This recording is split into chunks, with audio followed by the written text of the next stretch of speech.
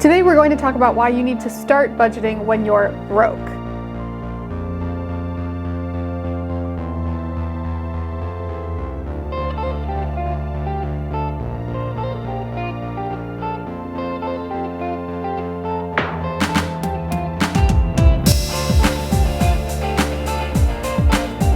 Hey girl, welcome back to Glam Life by Meg, where I teach you how to efficiently and glamorously live your very best life. Say hi in the comments if you're new here. It's nice to virtually meet you. Before we get to the good stuff, make sure to like, comment, and subscribe for more videos like this. And don't forget to ring that bell so that you can be notified every single time I post a video. Today we're going to talk about why you need to start budgeting when you're broke. It's incredibly important to start a budget when you don't have a lot of money, because then once you do have a lot of money, you already have a system in place and you won't go crazy. Let me explain. Having a plan for your money in the first place gives you a system where you can continue to put your money where you need to each month. So the first thing you do is set your budget. The next step is to then beef up your income once you have a system that you like. Obviously, budgets are never exactly the same every single month. You end up making tweaks and all of that. But once you're in the habit of it, that's a great time to start beefing up your income, creating more wealth for yourself so that you can reach your financial goals. Once that extra money starts coming in, then you have a plan for where you want that money to go, which is so important, because if you start making a bunch of extra money and you don't know where you're putting it,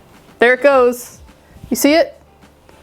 That's all your money. Once you do have that extra money coming in each month, you can make faster progress toward your goals. If you want to save up for a house, if you want to save up for a new car, if you want to pay off debt or beef up your emergency fund, then you can start applying larger amounts of money toward those goals and reach them faster, or even set new goals because you have extra coming in. A great example of a bad example is me at my first full-time job. I was working retail in a management position, and my boss kept telling me that I needed to continuously buy new clothing so that I could keep up with the store and keep up with what we had in the store so that I sold more merchandise. I wasn't getting these clothes for free. I still had to pay for them. I did get a discount, but by the time I had to buy so many clothes because I was there all the time, and my boss was telling me that I needed to buy new clothing all of the time, which legally they cannot do. I did not know that. So check yourself. Make sure you know the laws so that you can protect yourself and your income. But the point is, I ended up spending almost all of my money on clothing and personal training. And then I had nothing left, nothing to save, nothing for any other bills. I ended up still having to live at home with my parents. I couldn't move out because